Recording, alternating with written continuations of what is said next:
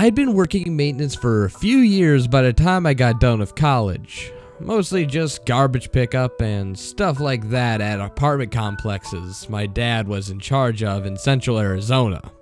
Pay was okay, and I got my own little place where I was living with my girlfriend. It was all pretty good on its own, but I wasn't making, well, too terribly much, and we'd never been able to take a vacation or anything like that on our own.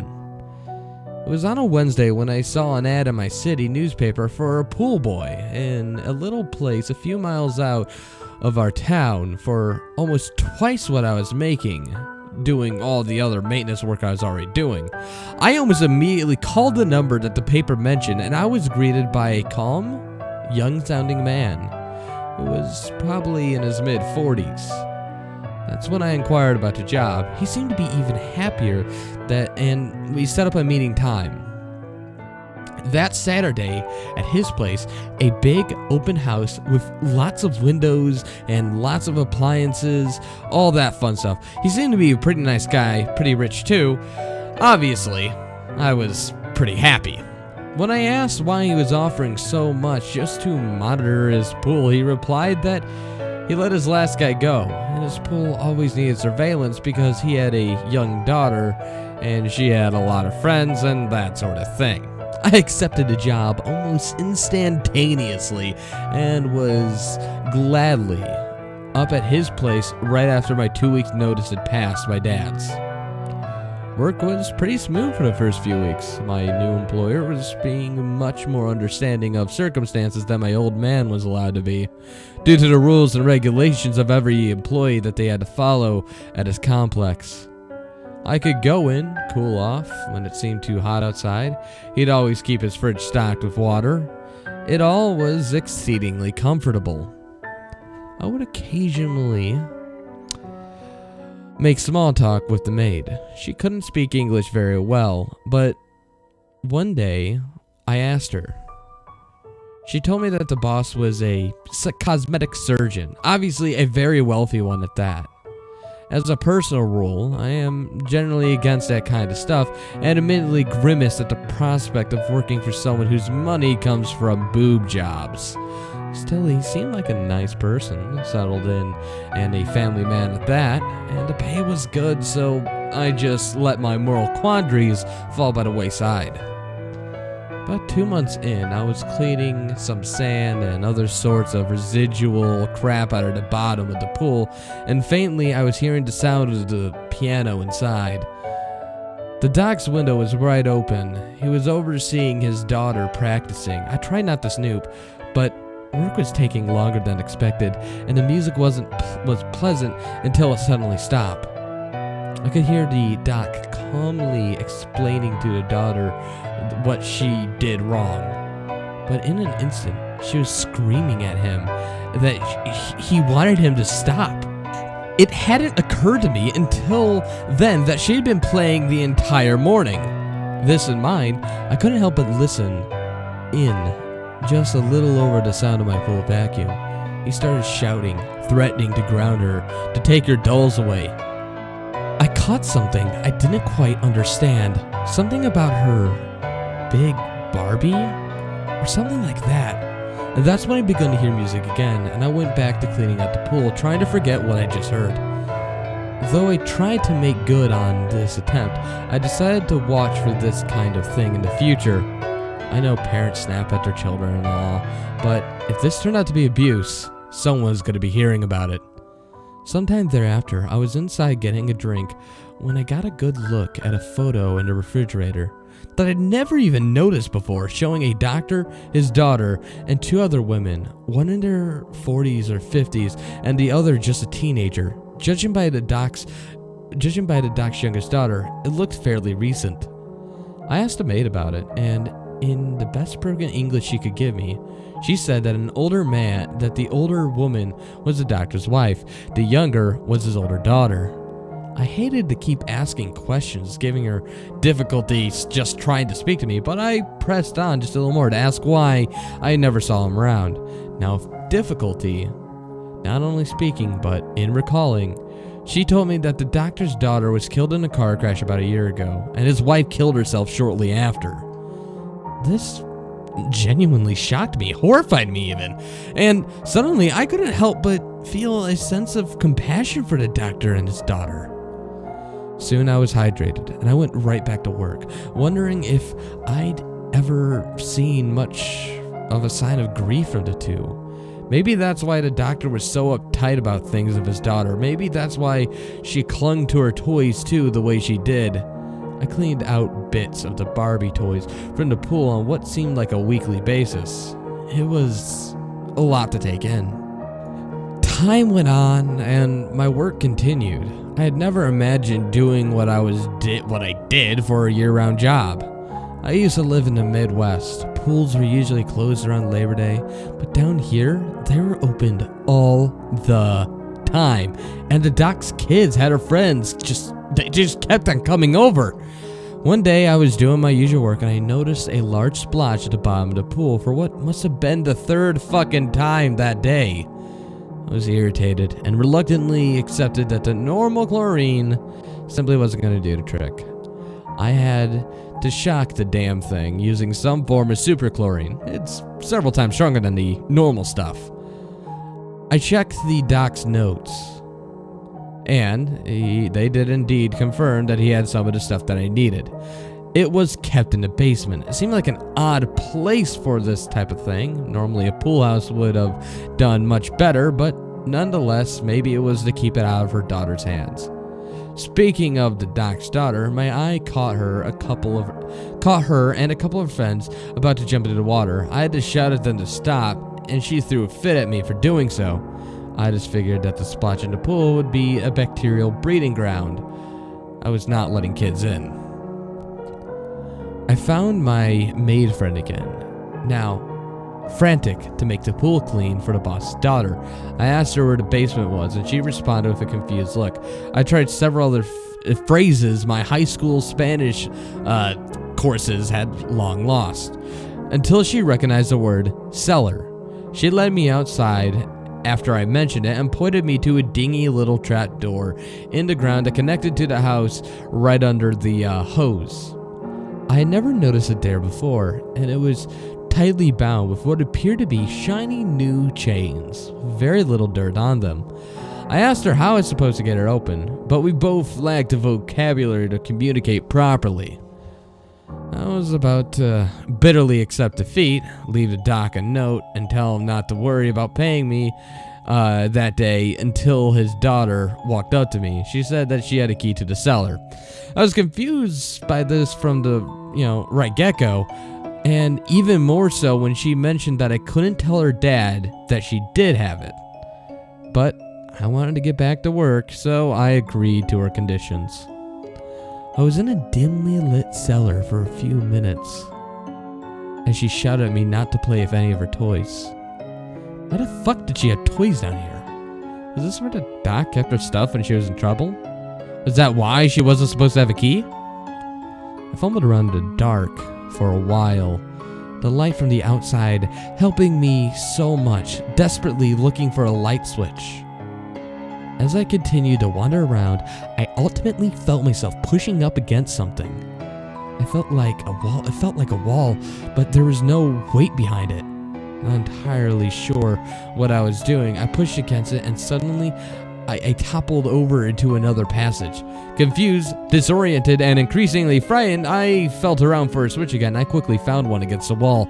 Despite the short time I had spent in the cellar, I was briefly blinded when I switched the damn thing on, but more so when I got a good look at the room. This was not some sort of dingy cellar I'd walking into. The thing extended beneath the house and I was filled with shock to my shock at the slight disturbance with an oversized pink and white furniture. My jaw was agape as I searched around, finding a fully functioning bathroom, den, everything.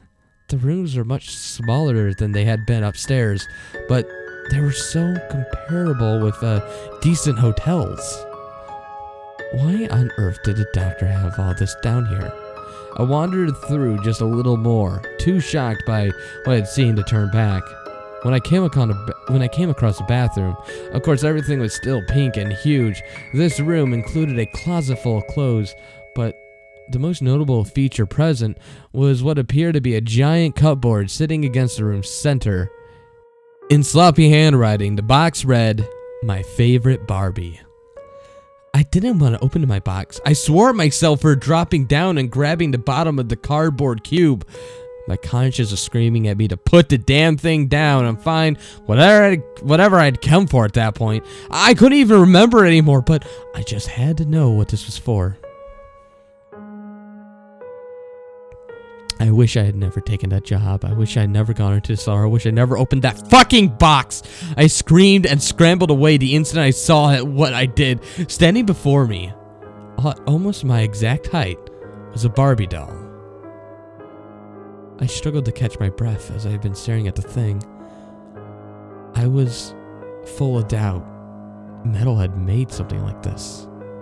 But the likeness is nearly perfect to the doll's I had been seeing around the house.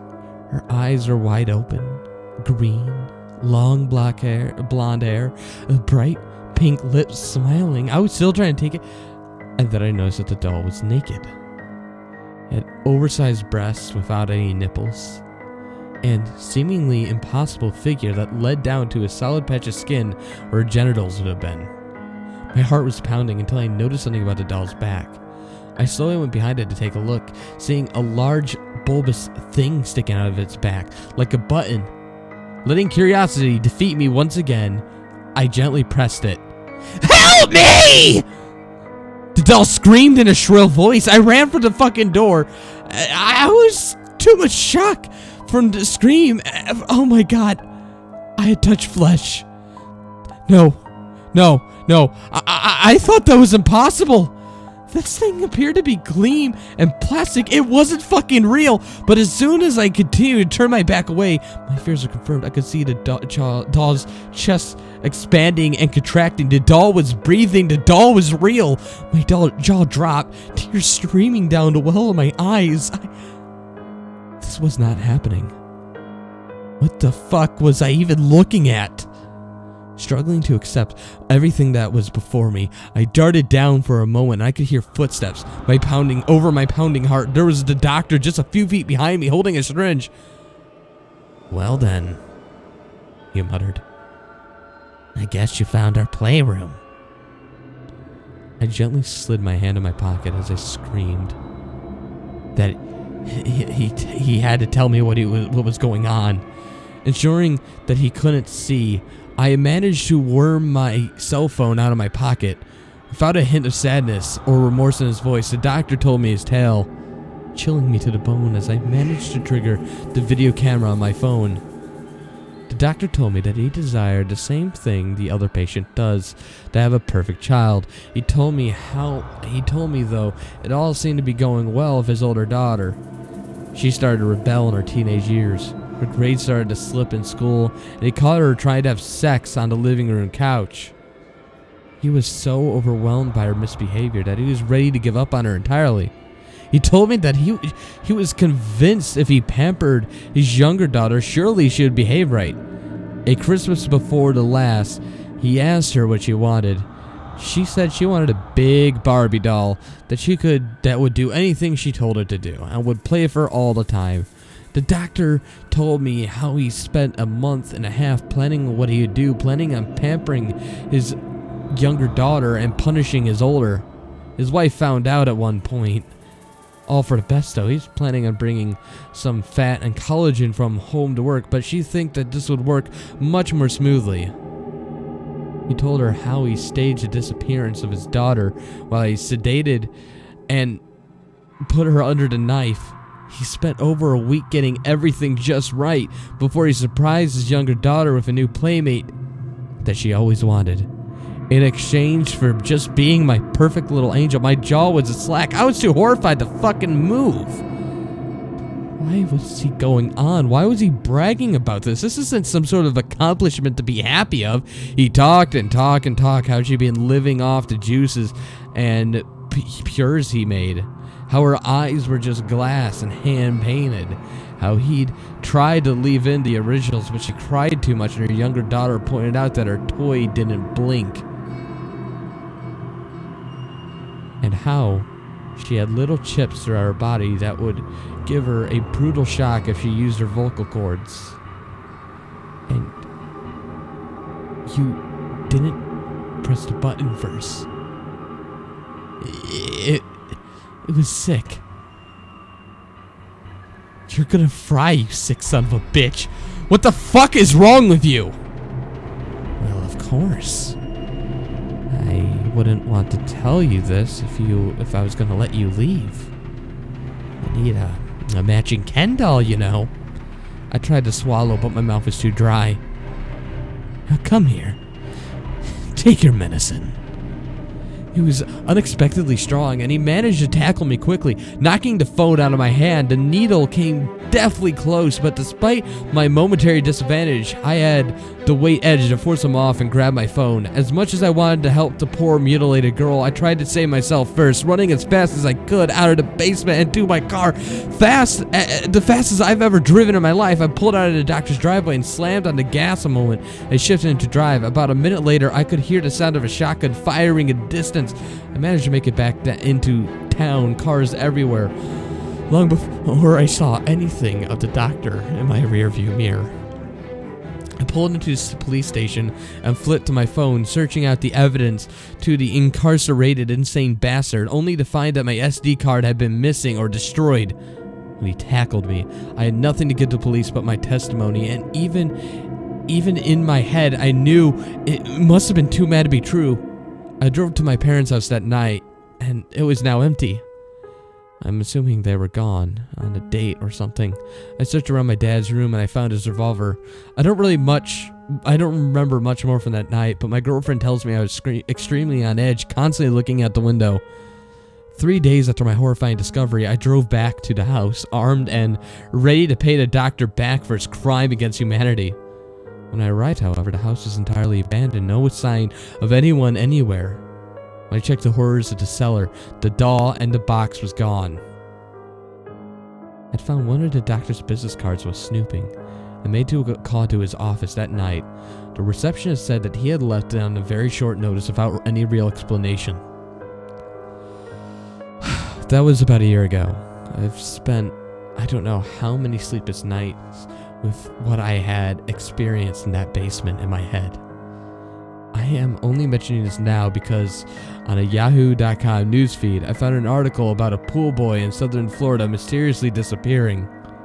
Video attached, there were tearful testimonies from his family and his employer speaking all the while his daughter was in audible range, begging her friends that she was, bragging to her friends that she was about to get a Ken doll for her favorite Barbie.